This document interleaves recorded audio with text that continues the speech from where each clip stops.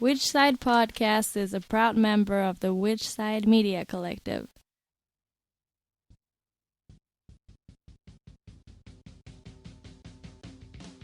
So this is episode 57. We talked to Alex Finch from Anatometal and the interwebs. The interwebs. I guess that's what you'd say, right? Yeah. I guess that's what you say. So stay tuned for that. What events do we have going on this week? In Salt Lake, you can meet up every Friday and Saturday at Temple Square from 6 to 7 for horse carriage demonstrations to protest horse carriages. Do you know where at Temple Square they're meeting? I'm not sure. Probably on the side. I would assume on the side next to the horse carriages. Which would be the south side of Temple Square, if you guys don't know. I want to say south side, yeah. I'm not positive on that. If you don't see anybody around 6 when you're there, kind of just walk around Temple Square. It's not too big. Good deal. If you don't live in Salt Lake City, go to whichsidepodcast.com. Check out our events calendar. And if we don't have a calendar for your area, drop Jordan a line. He'll fix that for you. I definitely will. Wish list. Yeah, wish list. Fuck, this is harder today. It is. It's not being in person is always different. Yeah. But the wish list, Amazon wish list, it's all stuff that we need. Yeah, we've already gotten a donation. That's awesome. So just keep that coming. Do you want to explain it? Yeah, any donation on our wish list will get you a year to a lifetime membership, depending on the cost of the donation. If you're already a member, you can either extend your current membership or you can gift it to someone else. If you don't know who you'd like to gift it to, we will be glad to find someone worthy of such an awesome gift. And enjoy. And that's available at whichsidepodcast.com. Oh, my bad. You're on the ball today. This is terrible. I'm sorry. Anyways, enjoy. I really am. Enjoy. Which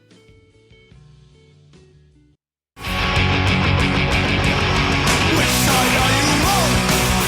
Which side are you on? Which side are you on? Which side? Which side are you on? Which side are you on? Which side are you on? Which side are you on? Which side are you on?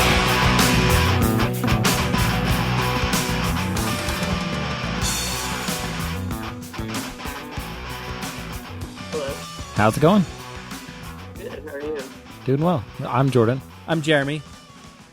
Nice to meet you guys. Nice to meet you as well.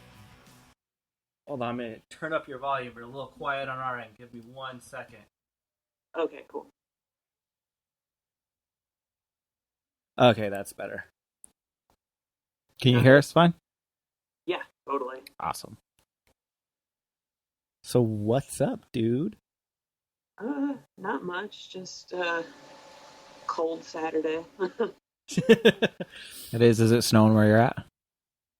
No. I mean, cold by my standards is like 50 degrees. Oh man, I Jesus, wish that's that like was. t-shirt and Yeah. shorts weather. Yeah, it's cold by California standards. I asked Siri today, I'm like, can I wear shorts? And she just said, no, it's going to be 0. I'm like, fuck you. Yeah, I kind of feel like a crybaby when I talk to some of my friends that are like, oh, I'm in Colorado and it's blizzarding everywhere. Yeah, it's never any fun living in a blizzardy area. Yeah, I've done it twice, and snow is fun to admire from afar. Snow is fun when you don't live where it snows. It's true. Like, It it's is. great to be able to, like, drive to it, but Yeah, fuck living in it. They'll wake up in the morning and scrape it off your windshield. Yeah. Well, it was the other day I was talking to somebody up in Northwest Territories of Canada, and he's like, hey, how cold is it there? I'm like, oh, it's 6 degrees. He's like, oh, it's negative 36 here. Fahrenheit? Yeah, Fahrenheit. sweltering 6 degrees. Then that's when they say, that's short and t-shirt weather. Yeah, for sure. Grab the beach ball. So, how long have you been vegan? I have been vegan for about 5 years now, I think. And I was vegetarian for about 5 years before that. So, what led to the change of being vegetarian and the change of being vegan? Well, the vegetarian was pretty funny because earlier the day that I went vegetarian, I was actually talking shit about how stupid vegetarians were. I agree. Yeah, in hindsight now I agree also. But, I used to make a lot of horror movies, like with my friends. I did a lot of special effects, makeup stuff. And my mom had donated to PETA again. Now I don't really like them. But they sent her like some of the they sent her the Meet Your Meat DVD. Okay. And she was like, "Oh, you like horror movies? Maybe this can be like some sort of like research thing or something. I don't know." So she gave it to me, and I watched it. I was like, "Why the hell would you give this to me?" And like after I finished watching it, I was like, "All right, well, I can't eat meat anymore. Like I'm completely done." And I always had the long-term goal of going vegan. I just like I had more support than most people that I know who are vegan, but it was still like I was really uneducated. So I tried going vegan like several times, but just kind of fell off the wagon for whatever kind of stupid reason that I had at the time. But then finally one day I just stuck it and just said, no matter what happens, like this is just how it's got to be. And it worked out. So, what were some of the reasons that made you fall off the wagon? I mean, pretty much everyone does. It's, especially when you're first starting. I think because kind of the I had most of my friends throughout high school were all like vegetarian or vegan, because here in Santa Cruz we had like a huge vegan straight edge population, but just kind of like at my school, I really didn't have a lot of, I didn't have a very good support network. And then like some of my members of my family were really supportive, some weren't. And so me just being the depressed high school student I just would get like really overwhelmed, I guess. Mm-hmm. And just think like there's no way I could do this, like I'm not good enough to do this sort of thing, which is really weird to like think of now, but it was really just that was like the biggest thing, was just not feeling like, well, all these people are saying that I can't do this or that I'm going to fail at it, so self-fulfilling prophecy, I just let it happen. So I always hear conflicting information from some people. Did you get like a lot of support from the whole straight edge scene, or are they the one pressuring you not to be? Because I hear both sometimes. Well, with Santa Cruz is a real like big hippie kind of community. So like the idea of veganism isn't very foreign to most of the population here. So with the straight edge population here, they really went hand in hand. Like if you told somebody you were straight edge here in Santa Cruz, they assumed that you were at least vegetarian, if not vegan. Mm-hmm. And it was kind of a double-edged sword. Like when I became straight edge and vegetarian at the time, I had, some of my friends were supportive of it, but I had other people who were in the community who would just like, cornered me and told me that like, I was just jumping on the bandwagon and that they were going to fight me and that, I was, just doing it for cool points and stuff like that. So I had support and I had a lot of intimidation in the other direction, which was, really counterproductive on their part. But all of them sold out and aren't even vegan anymore or vegetarian. So how many cool points did you actually get? I don't feel like I got any. I mean, it's strained a lot of relationships. I'm sure you guys know, like, a lot of people just couldn't deal with, that I made these new choices, and it really didn't change me as a person, but I just, like, they just couldn't handle being around it or being, I guess, reminded of, like, what they choose to take part in and what I stopped taking part in. Mm-hmm. Mm-hmm.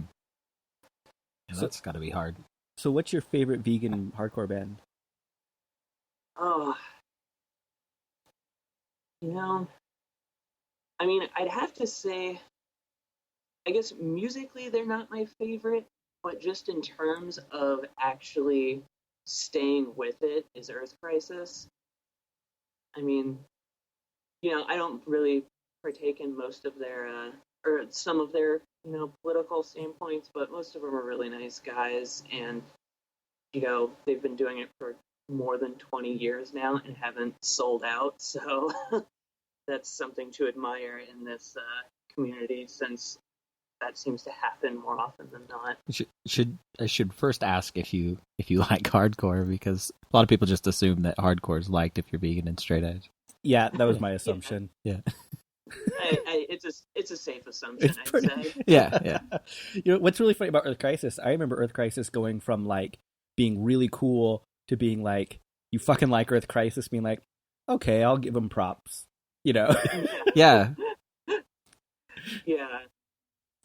And what caused that, Slither? I think that's the best Earth Crisis joke I've ever heard. It's not even a joke. I mean, that's just straight up.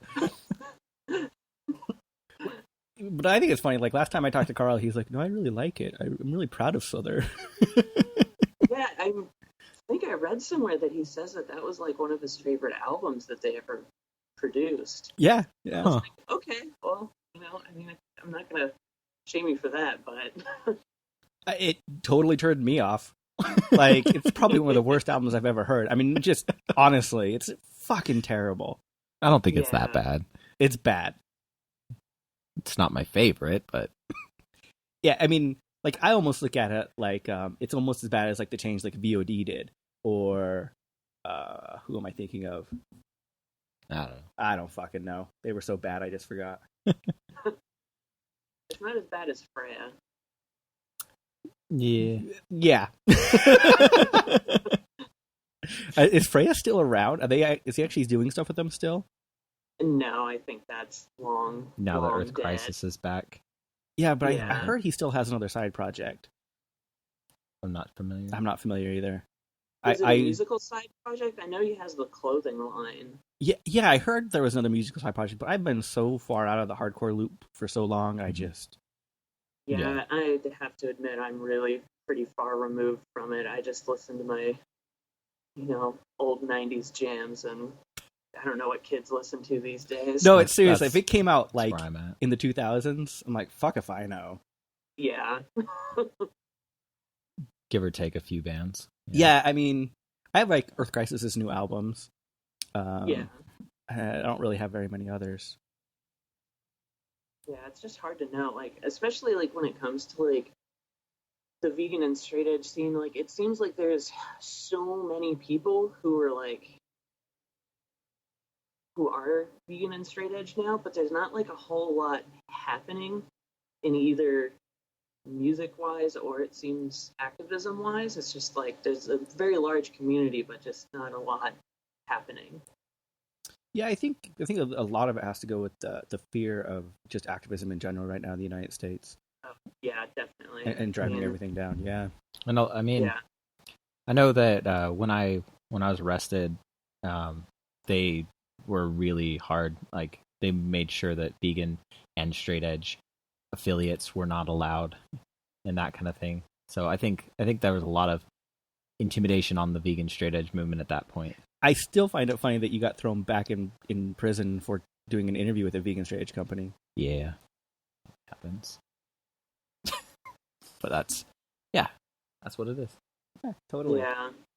So yeah, the intimidation is very strong right now. It's out of control. Yeah, it's fucking ludicrous.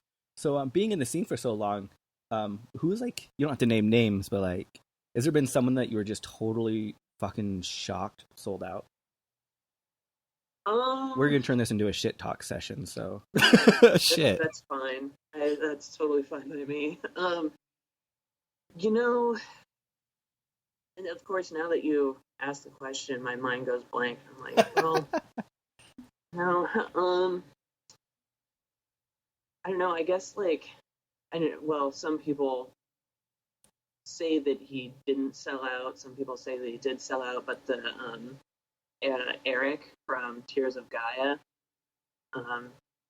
that's kind of a big shocker. yeah. But I don't really know if he actually did. But it seems to be the general consensus that he did. But Tears of Gaia being like one of the hardest vegan straight edge bands to exist for a single album. Was that both or vegan or straight edge? Both. Okay. Like I know some of the kids in Chatham sold out. That surprised a lot of people. Clear? Yeah. And when Clear sold out, I remember that. Yeah. Yeah, because I know one of them didn't one of them get way into like bodybuilding. That wouldn't surprise me. Well, see, I was in Clint was a drummer at the end, and I was in a band with him for a while, and I heard that he sold out and got married. I don't know if he's went into bodybuilding or not. That wouldn't surprise me though. I actually am not. I think I might follow him on Instagram. I'm not sure if he actually sold out because like Cherum's recording a new album and he was posting stuff about playing shows with them and stuff. That's Clint? Yeah. That would be good to know. I could be wrong, but yeah, I'm pretty sure that that's him because I think on Instagram his name's Clinton something or other. Oh, Clinton. There's a couple different people. Clinton hasn't sold out. Clinton, yeah. Oh, okay. Yeah. Yeah. I'm just a misinformed groupie then. He's in New York. He's a tattooer. So. Yeah, that's right. Yeah. Yeah, because Billy didn't he move to New York? Yeah. Yeah. Mm-hmm. Yeah. I think all those guys did. I think most of them did. Yeah. Yeah. Yeah. Speaking of tattoo, so you work for Anatometal. That's not really the do. same as tattooing, but body modification, I guess. Hand. It was a good segue. Yeah. Work with what you got. Yeah. So tell us a little more about that. Well, I am a gem setter, so pretty much anything that has a sparkly gemstone in it, I probably have something to do with it or have made it. The company's been around for like 20 years now.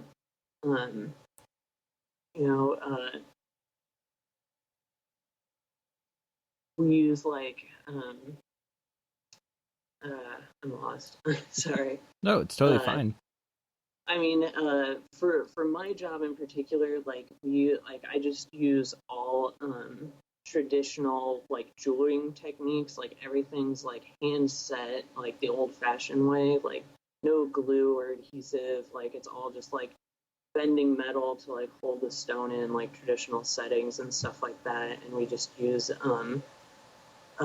18 karat gold. Nothing lower, and everything's solid gold.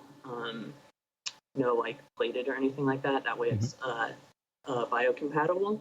But the 18 karat is like is harder than pure gold, so that way it isn't prone to getting messed up. Because a lot of people are really rough with their jewelry. We also use the highest quality implant grade titanium and ASTM 136. Yes. What? How did I know that? Yeah, I'm kind of shocked. I worked in an APP studio. Oh, really? What yeah. studio? Punctured piercing and tattoo and so. Oh, really? Yeah, Bountiful. Yeah, we make stuff for them rather often, actually. Yeah, Gacy's a good guy. I actually. Yeah, what was that? Sorry, go ahead. I was going to say I actually took a photography class from Barry at APP. Oh, really? Yeah, this last APP. Yeah, Barry, he loves photography. He's been just pouring himself into it lately, and he's doing really well with it. He's getting a lot of pretty high accolades from a lot of like big name photographers now. Oh It's yeah, pretty neat. his work's great. So, how did you get involved with Anatometal? Did you take jewelry classes before? Did they train you, or?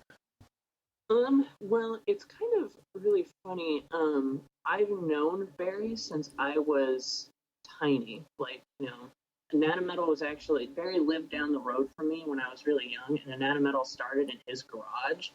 Um, and he was friends with like my mom and dad, kind of. They did like he was involved in a classic car show that my mom and dad were both involved with also. So I've known him for a really long time, and then it just kind of happened to be that I got into this stuff also. And so when I moved back to Santa Cruz from Indianapolis, I was just like, no, I need to work here because I had started making wood and organic body jewelry on my own. And metalworking had always interested me. I mean, like everything about jewelry making, like body jewelry production, like interested me. Like I want to know how to do everything there possibly is to know about it. So I just started applying, and I got the job and got to move straight into the gold room, as it's called, where we do all the stone setting and stuff like that. So yeah, it was just kind of like it was a windfall. So one of the questions that I've heard that came out of this last APP was that a lot of the metal is polished with animal products. Do you know much about that? Yes. So the it's the polishing compound, which are like these giant bricks of like, I don't know, it's this really weird consistency. But what's in it is some type of animal fat that's been like rendered to help bind the silicate together, which is what is actually like polishing the metal. Anatometal does offer vegan polish upon request. And the two most common compounds we use, only one of them actually has the animal fat in it. But when you request it to be polished vegan, like it's done on separate wheels, that way like there's no like cross contamination. And obviously like I use the one that doesn't have any in it. Yeah. Do you know any other companies that offer a vegan version? So how people can tell? Being in the top 5 companies, I'd yeah, say. I mean we're not talking like this stupid shit. I actually don't. Because like I really like most. I don't even wear like a lot of metal jewelry. I enjoy making it, but I really don't like wear much of it. I wear more stone and wood, which is very easily to make vegan. Just not using beeswax on wood jewelry. Yeah.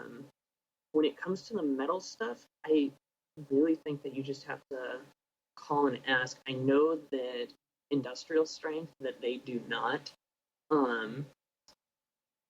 But in terms of like BVLA, if you are wanting like fancier gold stuff, they might be able to accommodate it. But gold, I don't really know what is in gold polish. I was thinking like one of the cuts, like the custom cuts, they also use an animal resin or something like that. I can't remember from what I was remembering.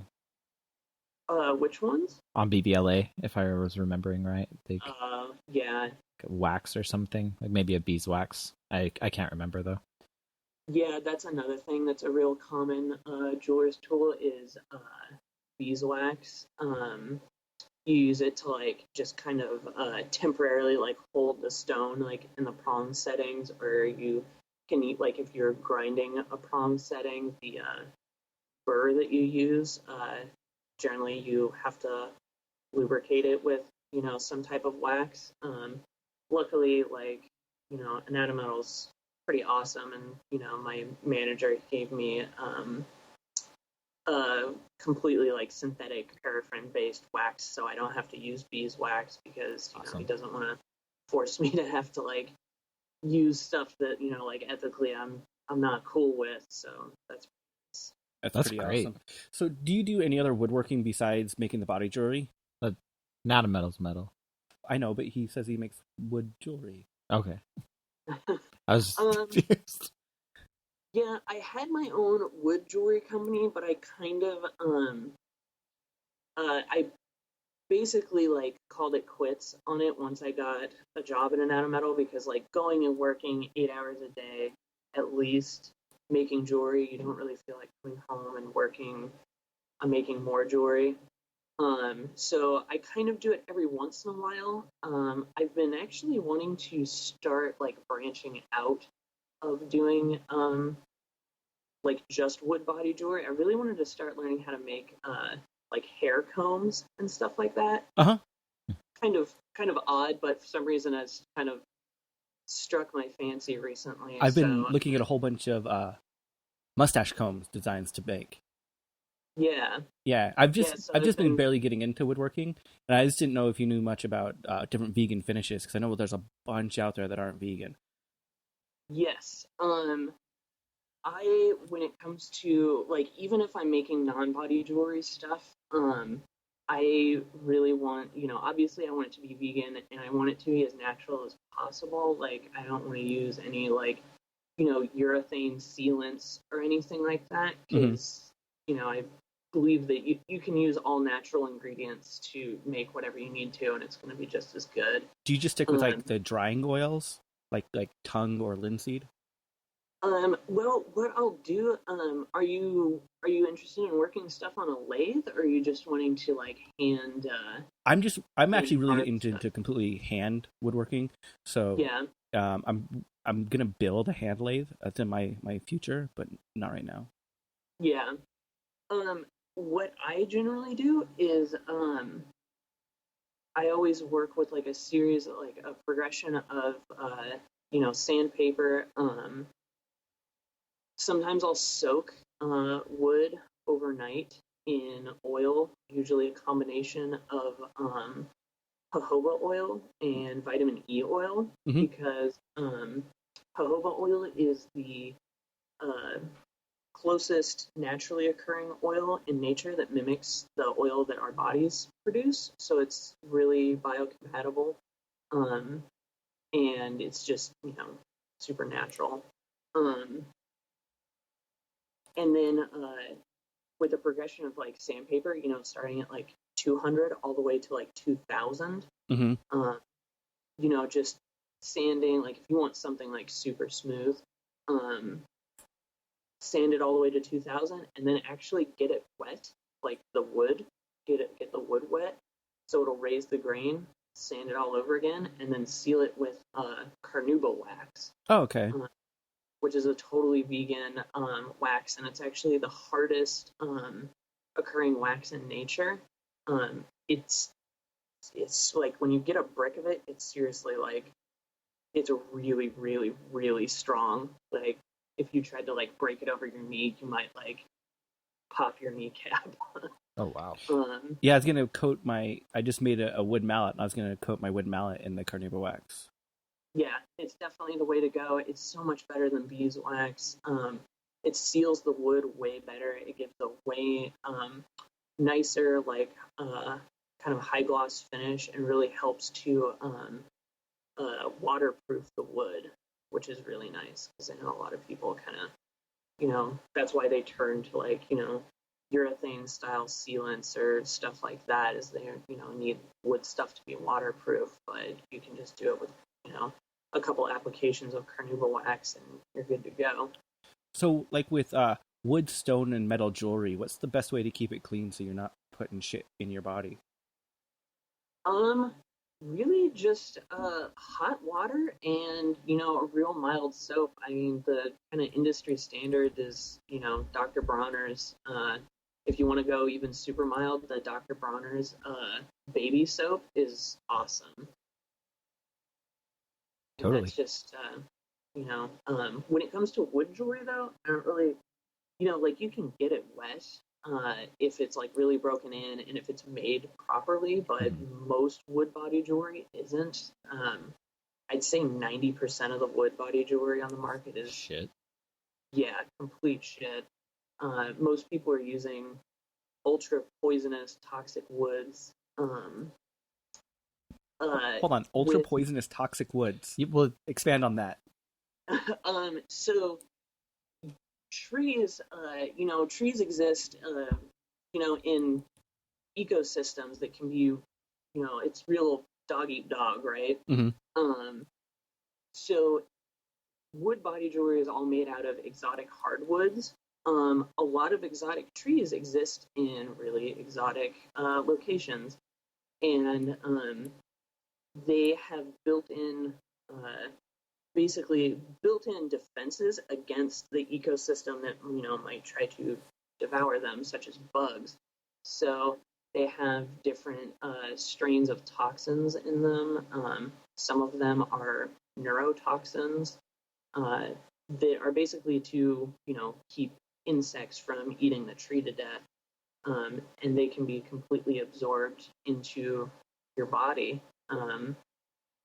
There are I know of one person, they had huge ears, they had been stretching, and they went to a bad company, and they got a type of wood called purple heart. And that is an incredibly toxic wood, and it can poison your bloodstream.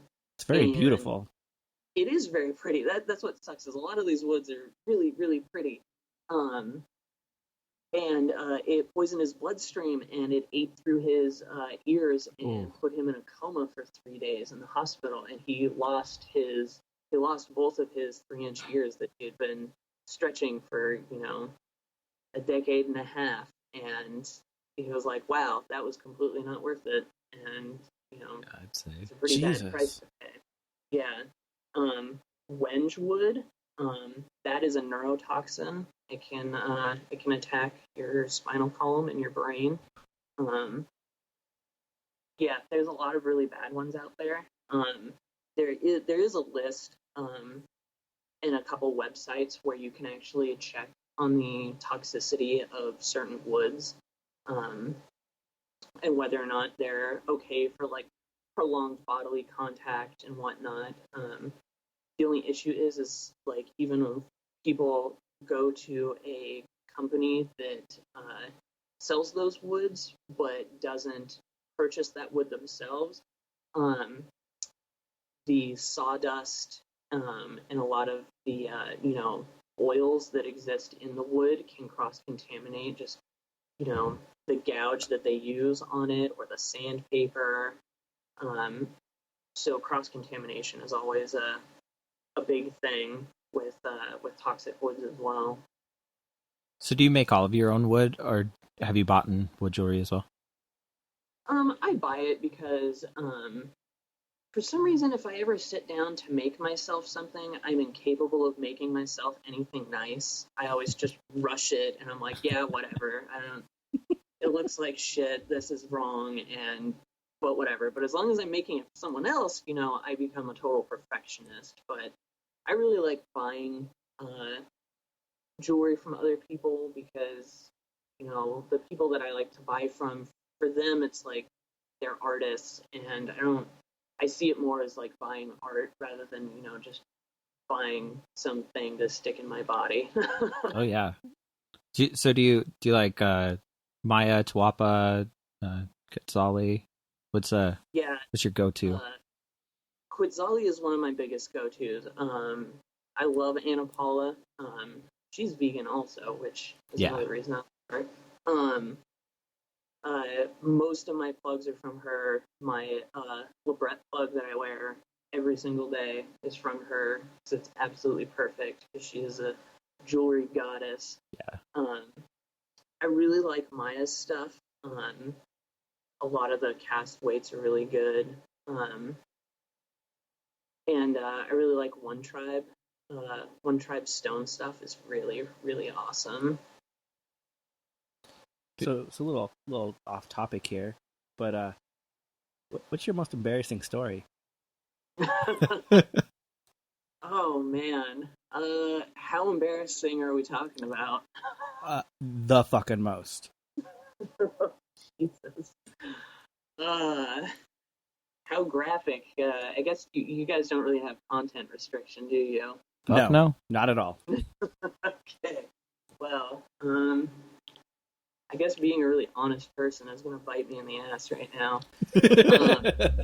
So here, this is actually a really good horror story for, I guess, helping people go vegan, because this was like one of the last times that I ever ate meat, and was actually the last time that I like ate fast food for the most part. I was out. My friends and we were out skating. We were rollerblading, and we went to Burger King. And it was like back when you had the like 49-cent double cheeseburgers, and we got like 6 each, I think. Oh, jeez. Yeah, it's disgusting. Ate them all, and then continued to like go out skating and stuff like that. And then I really started not feeling good, like really, really, really terrible. My stomach was just like going nuts, like there was like a cyclone in my stomach. And so then my friends all decided to start talking about and sharing stories about how they had gotten sick and shit their pants. Which really wasn't helping the way I was feeling. And I was like, all right, we need to like find a bathroom like ASAP, because this is not going to go well at all. I don't see this ending any other way. And so I was still on rollerblades, trying to gingerly skate my way across this gigantic parking lot that was had the town movie theater in it. It was a Friday evening too, so it was packed with people. And they're continuing to tell these stories, and I'm like, there's no way, like, I'm gonna shit my pants right now. Like, this is gonna happen. And I am halfway across this parking lot trying to get to the laundromat that I know has a free public restroom. And I get to the halfway point, and it was game over. Just Burger King just got the worst revenge on me in front of all of my friends and in front of all these people at the movie theater, and that I then basically had to sprint into this laundromat after like ripping my rollerblades off and leaving them in the parking lot, and yeah, so that was one of the worst moments in my life. Not to laugh, but I don't even know how to follow up on that. I'm sorry. So it was faster to take off your rollerblades than it was to skate to the laundromat, or are you just not going to skate at that point? Well, at that point, most everything was out, and I was more or less worried about ruining my... I think they were like practically brand new rollerblades at that point. Okay. And I just really didn't want anything getting in them. So did you walk home with shit in your pants, or did you wash them at the laundromat? Like, well, luckily, like, everything kind of got caught in the underwear. I managed to actually peel that off in the parking lot still, and left it in the bushes, which then my friends ended up throwing it at a car that was driving by.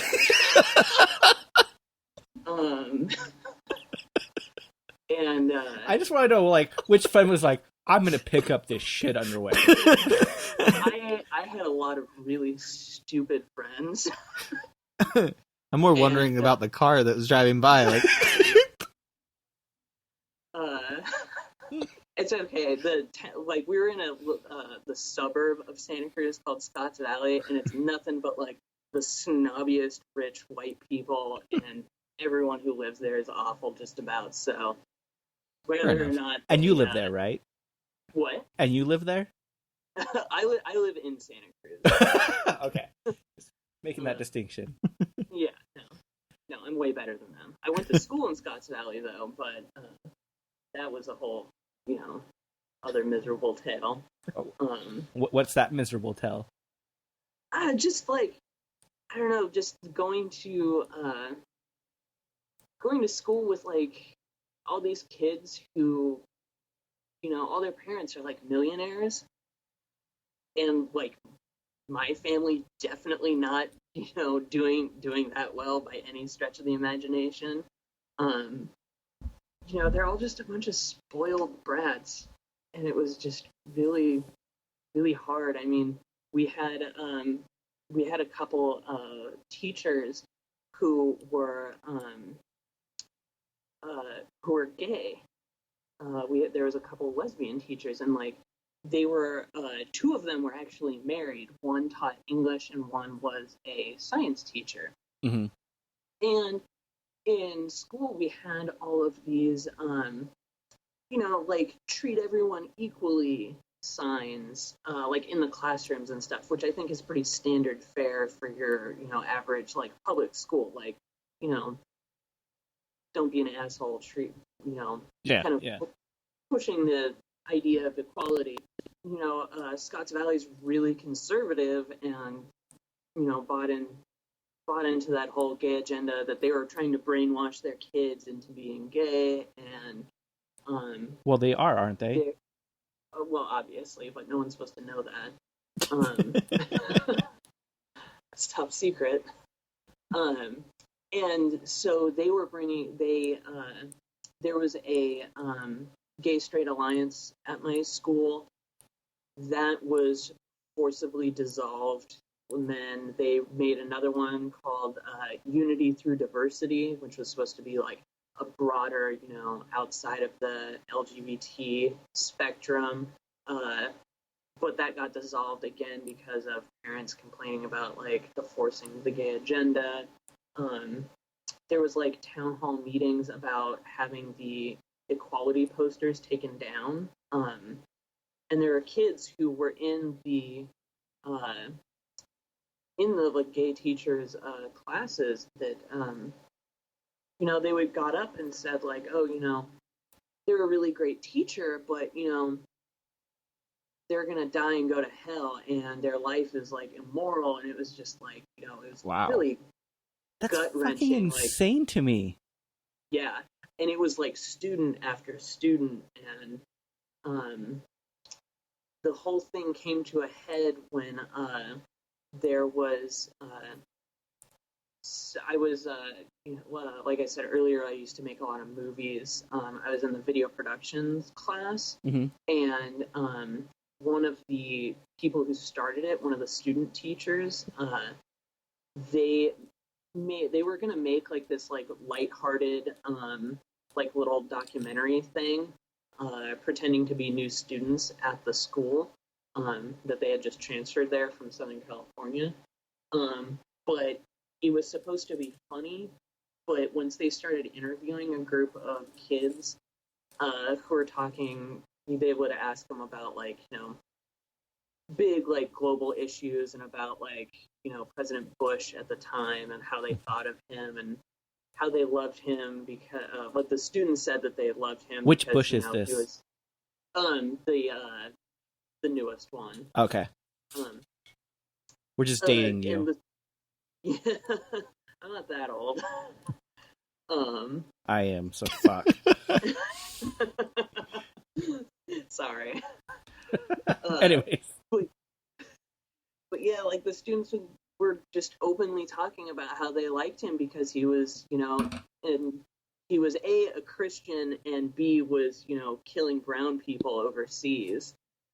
Oh my god. And when they were asked about, like... And he did coke. And his mom ran over somebody. Didn't his wife also run Oh, yeah, over it was his someone? wife, excuse me, not his mom. Okay. Yes, thank you. Wasn't she drunk, too? Yes. Okay. Just so it's all out there. That's okay. You can run over people if you're drunk. That's the only time it's okay. Well, I mean, was she like Kitty Dukakis drunk, like drinking perfume, or was she like martini drunk? I want to know that. This totally blows me away because I grew up in Utah, fucking Mormon conservative Utah. Yeah. We had at my high school, the first gay straight alliance in the state of Utah. We had, openly gay and lesbian teachers. No fucking problem. Yeah, there are pockets of California that are like ultra conservative. Like California really has that, super hippy dippy, like open minded, that kind of general reputation, but like a large part of it is like really rich conservative people. I mean, look how long it took us to, just do the whole gay marriage thing. We're like, what, the 9th state to do it? Well, something like that. It's against our constitution, so yeah. We got you beat there. Is it? I didn't know that part. It's in court right now, but yes, it is against our constitution. So like growing up in that area, like how were your parents being, raising this kind of, radical kid who's kind of pushing, the system as far as everything goes? I mean, kind of sounds like you grew up pretty much in the straight edge scene. You grew up, vegetarian, vegan. How were your parents towards like your point of views? I don't think that they fully understood it, but I think they understood that things could be a lot worse.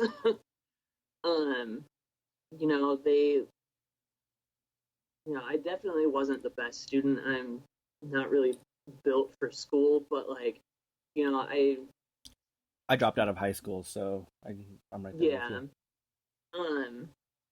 So I mean, like, it was weird because like I really didn't like grow up with religion. Like my grandma goes to church like every Sunday, but I just thought that was something that old people did. So I didn't. And, I don't know why that's so funny to me. And so like I didn't really, like my parents would tell me like, I knew more about like Buddhism than I did about Christianity. I was a sophomore in high school. I was a sophomore in high school before I ever knew that there were people in this world that like didn't believe in dinosaurs. And I was like completely like blown away by that. I was like, wait, what? Hey, people are that fucking dumb? Yeah, because even like with my grandma who went to church like, every Sunday, she was like always like, science, like, of course there's dinosaurs, she had like, she was always like pushing me to like learn stuff. Like I was obsessed with dinosaurs when I was young, so like, she was always like getting me, science and dinosaur related stuff. So yeah, like I was, I don't know, my mom is pretty crazy hippie lady. So would you say like the person you are now is a reflection of the positive influences of your parents, or the person you are now is more like the negative influence of your parents? I don't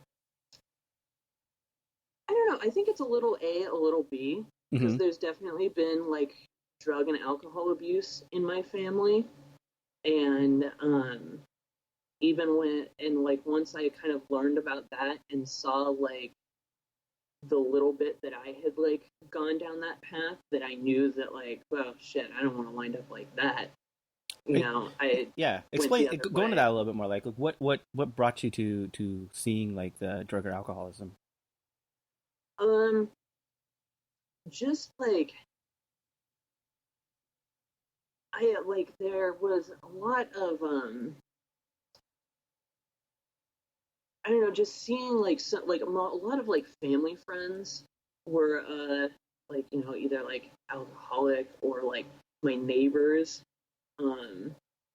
like at my dad's house, two of my neighbors, they were friends, and they were drunk and they got in an argument about what time they were going to leave on a fishing trip the next day, and one guy killed the other guy with a rock.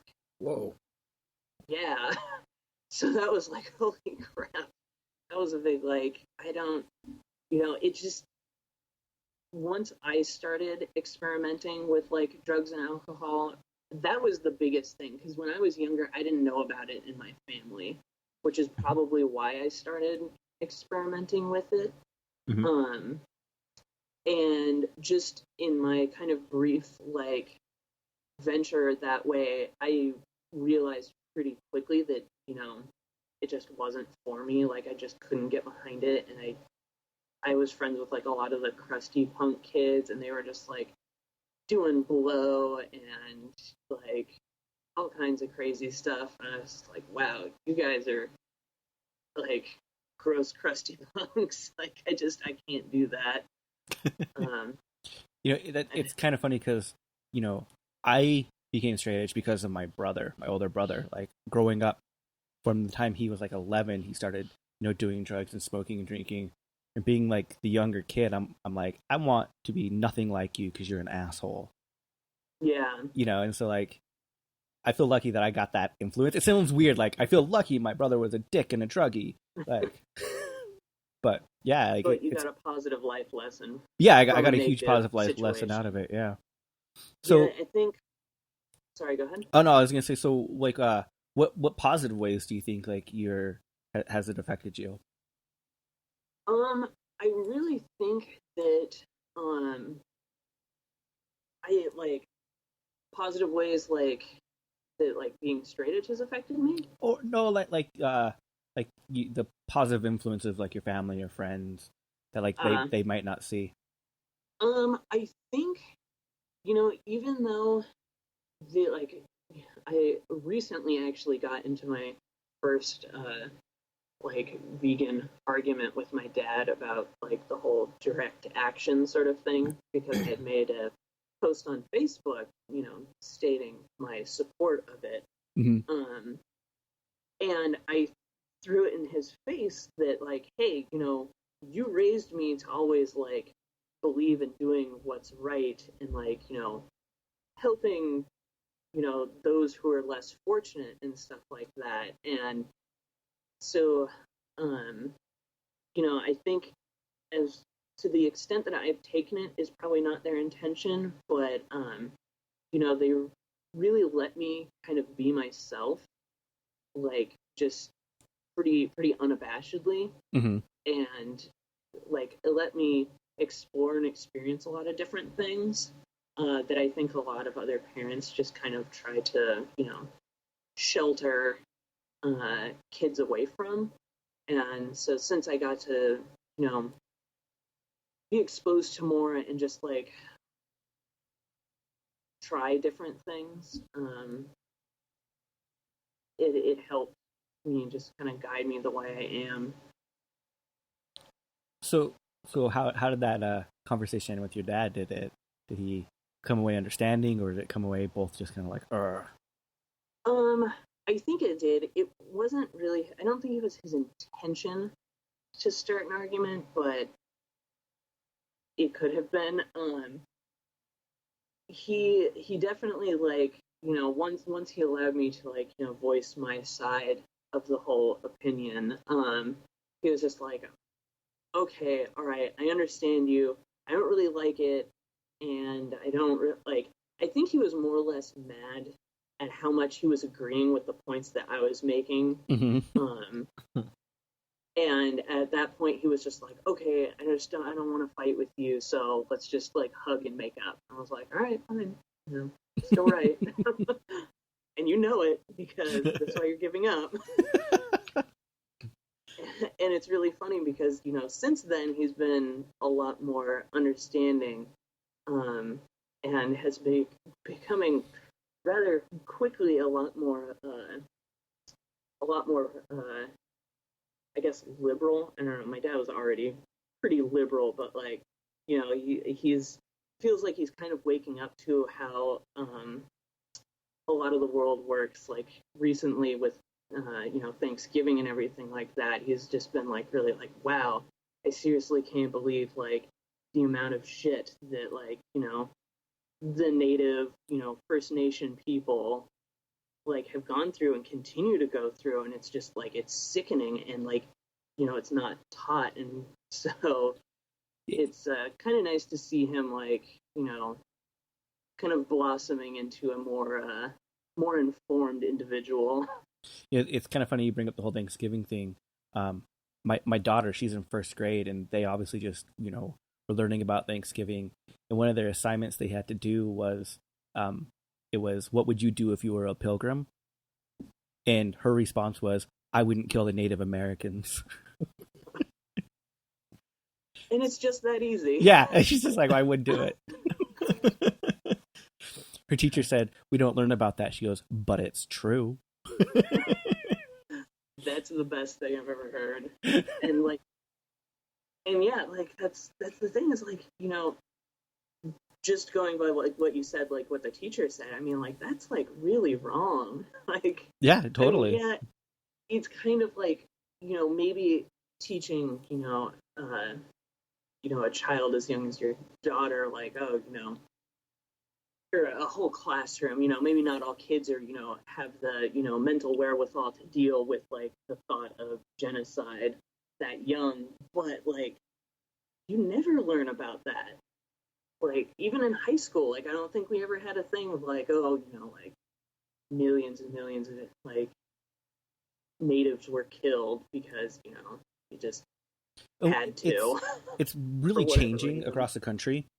I think there's 16 states now that don't even celebrate Columbus Day anymore. Mm-hmm. Yeah. So, I mean, it is changing, and it is changing for the better. So I really think, like, the next generation will be a little bit different than us. But yeah, you're right.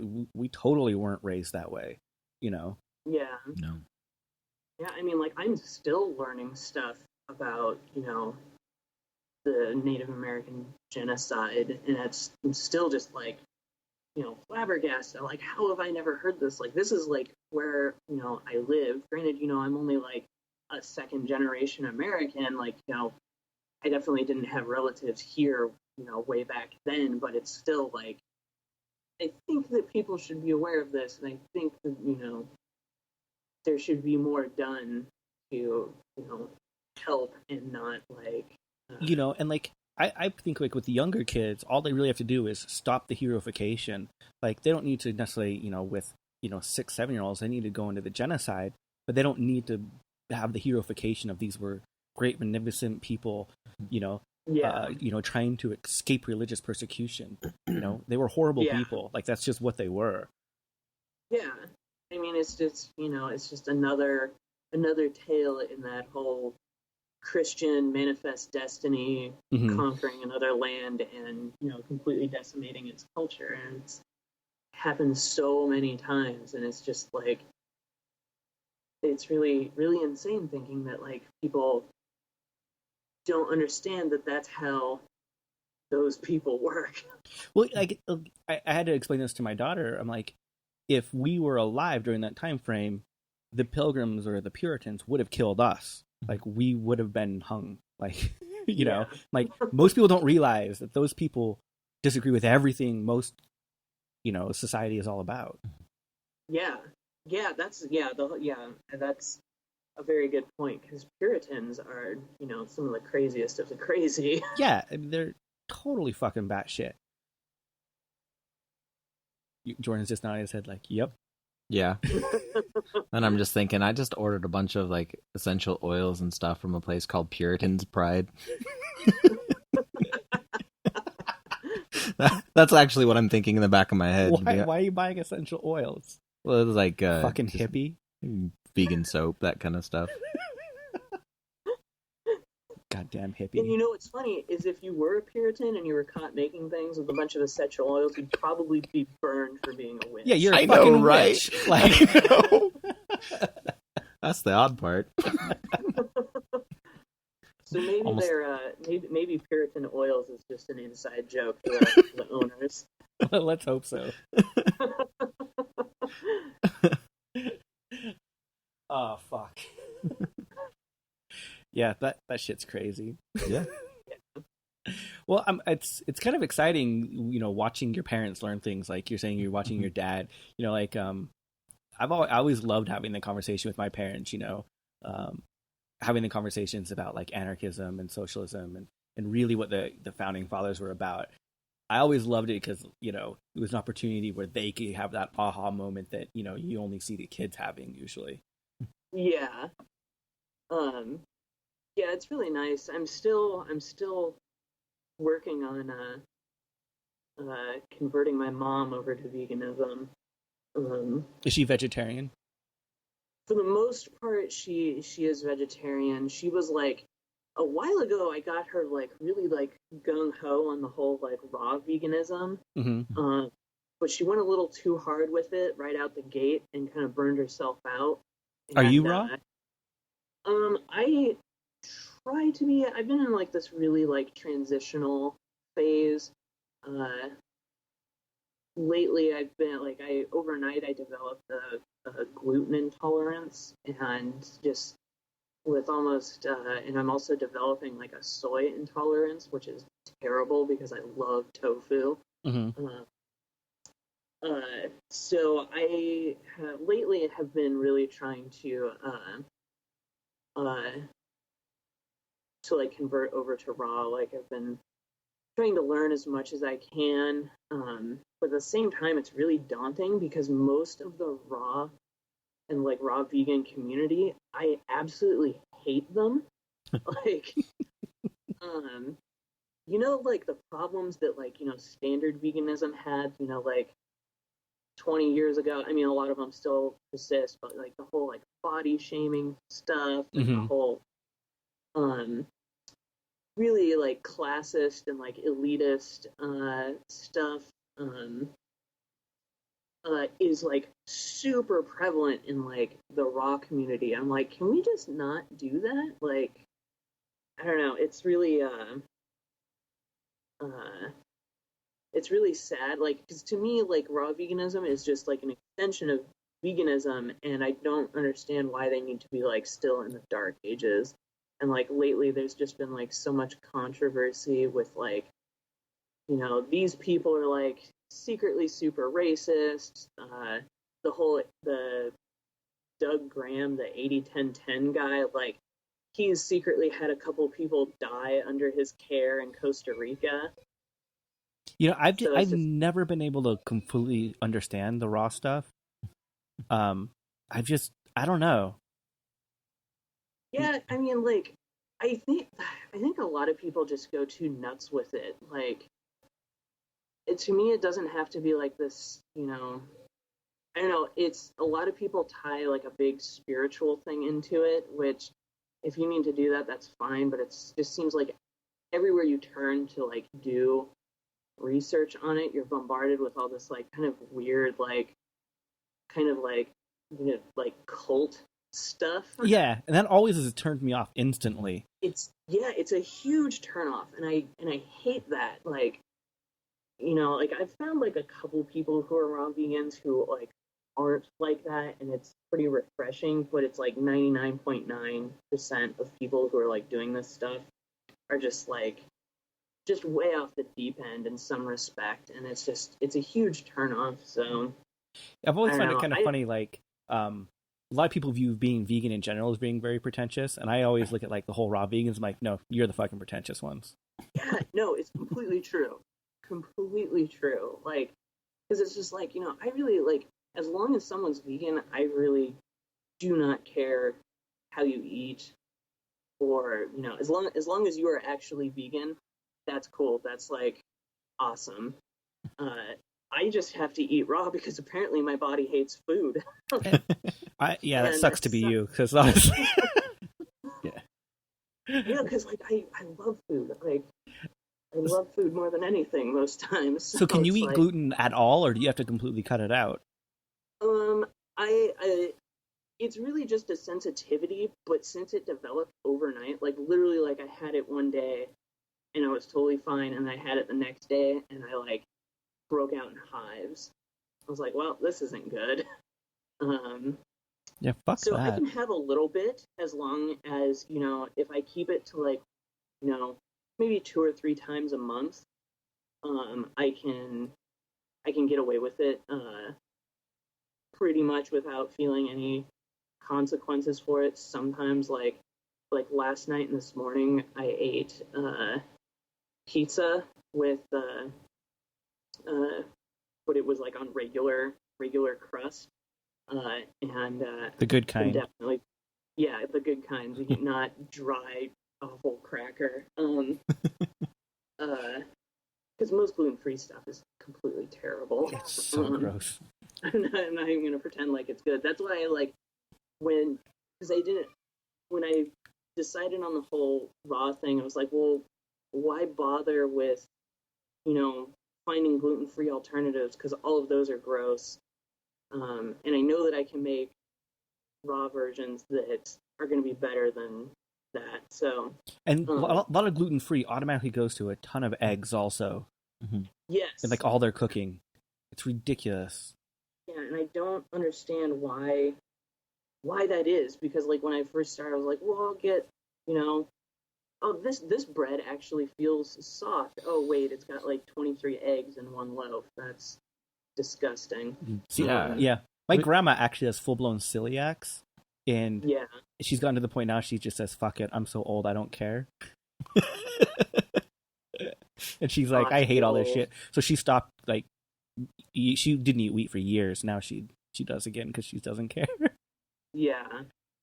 Yeah, that's the thing is, like, when I first went vegan, like, I gave up, like, a lot of, like the white foods. Like, I completely stopped eating white bread for, like, years and years and years. I didn't eat, like, plain white rice or anything like that. Jesus fuck. Yeah. I cut my sugar intake down, like, dramatically. Like, I was never a big sugar person. Like, it just wasn't, like, candy and stuff like that just wasn't a big staple, like, in my family, because, like, I kind of did grow up on a farm also. So it was just, I cut all that out, so I was always, like, wheat bread, all the time, and now, like, that's just, like, a death sentence. If I have bread, like, it has to be sourdough, because that's, like, got the least amount of gluten in it than any other kind. We had Allison Kramer on recently. Do you know who she is? She wrote the vegan gluten-free she cookbook. has 2 or 3 of them now. Yeah. So the name sounds really familiar, actually. yeah, it might be a good resource. I know that a lot of it's baked though, so it's not tons of. She was coming out stuff. with a whole baking one, but the first one was like everything. Mm-hmm. Yeah. So, Yeah, because I know that there's like a couple like gluten-free vegan bakers, and I've tried like one of the natural grocery stores here in town. They have vegan gluten-free donuts, and they're so good. And it's really crazy because like it just seems like it's easier to make gluten-free stuff vegan, but commercially people don't for whatever reason. I don't get that. You're just limiting your demographic. extremely limited. Yeah, I don't get it either. So yeah, it's been great talking with you. How can people connect with you online? I would say either through Instagram or on Tumblr. Ava Unit XVX is my online handle. I'm sure that if you just Google that, you'll find anything related to me, either Instagram or Tumblr related. But yeah, those are really the best ways. Okay. We end every episode saying "fuck, shit, damn." Would you mind ending us by saying it? With pleasure. Fuck, shit, damn. Today you heard The Answer Team, light translated into numbers. And hammock, the world we knew as children. And as always, which side It's all you. I don't know who sings. are you on? By L. Commandantes. Good job, Cal. I don't Well, remember. I thought you were just gonna do that one since we each did one. I didn't. Oh, you thought? I did too. Oh, but if you guys are buying any gifts for anyone this holiday season, and you're going to be purchasing things through Amazon, do us a solid and use our link on our website, whichsidepodcast.com, because fuck Amazon, and they don't need all the money, and they'll give us a kickback. Yes, less money for them, more money for us, and it doesn't cost you anything Damn straight. except for the original price. Yeah, like what you're buying. Yeah. Yeah. But only do it if You you're can't. planning on buying something from Amazon, because otherwise, fucking buy something local, buy something handmade, buy something from a thrift store. I'll make you something too if you really want. Our kid thinks that she's only getting Christmas out of a dumpster this year. This is true, Why is that? because it's what we told her. She said, "What stores did you buy my presents from?" And I was like, "I didn't buy you anything. I got it all from a dumpster. You're gonna love it." Was she excited? No. It depends. Some kids might be awesome. I'm excited to see. No, well, no our kid would kids do are that. kind of spoiled. And to get back on this ending over here, Oh, that's right. if you could remember to rate us and review us on iTunes, it helps us get us new listeners. Yes, and you can follow us on any of our social media network. They're all profiles. available at whichsidepodcast.com. I need to get a MySpace. Do they have those? I doubt it. I think Which it's all MySpace bands now. are you on? Which MySpace are you on? Fuck this. Do you want me to leave? Nope. You end it. Fuck shit, damn. Which Side is produced by the Which Side Media Collective.